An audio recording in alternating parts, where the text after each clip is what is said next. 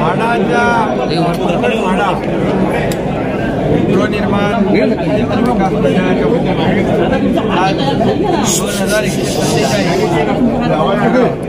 आज त्यांची लॉटरी काढली. 31,000पेक्षा जास्त अर्ज आले. त्यामुळे आता म्हाडावर म्हाडाच्या घरांना लॉटरीमध्ये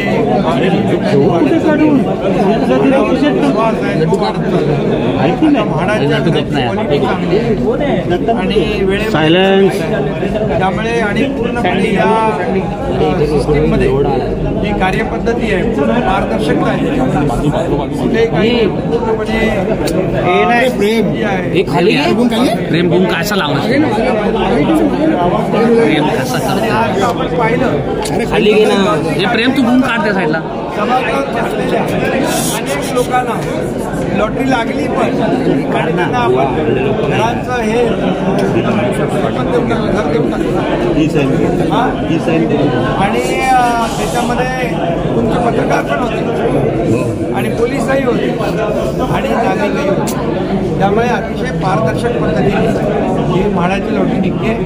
गेल्या आठवड्यामध्ये आम्ही पुणे पिंपरी चिंचवडच्या 6,400 घरांची लॉटरी काढली.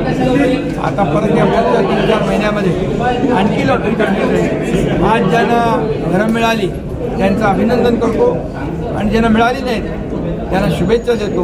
पुढच्या लॉटरीत त्यांनाही मिळतील. साहेब 5 वर्षामध्ये साधारणपणे 2 लाख घरं बांधण्याचा उद्देश आहे. काय नेमकं 5 वर्षात 2 लाख नाही 8 लाख प्रतिवर्ष 2 लाख. त्यामुळे प्रतिवर्ष 2 लाख यामध्ये आम्ही सर्वसामान्य लोकांना परवडणारी घरं मिळाली पाहिजे. पॉलिसीमध्ये आम्ही हे करतोय.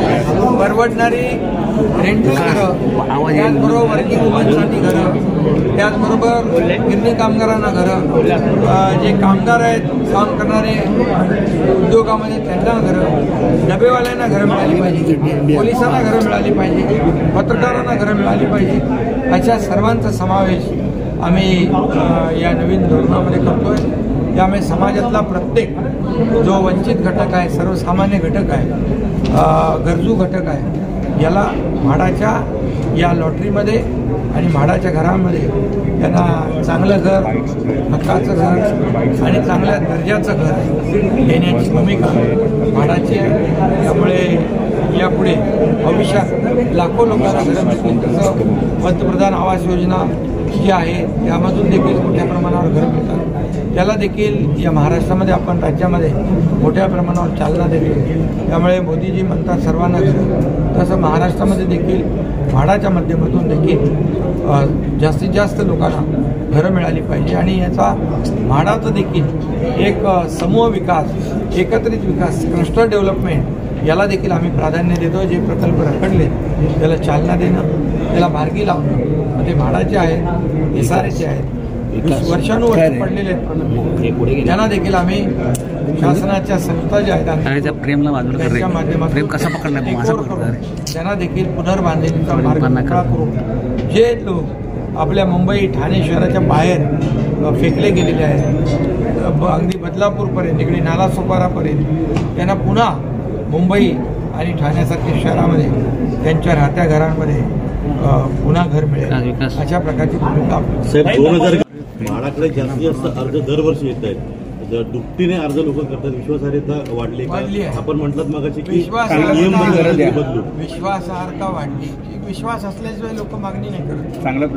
चांगला प्रतिसाद या म्हाडाच्या लॉटरीला मिळतोय. आणि नगरविकास विभाग देखील माझ्याकडे असल्यामुळे शेवटी सर्वसामान्य माणसाला जास्तीत जास्त सोयीसुविधा मिळाल्या पाहिजे.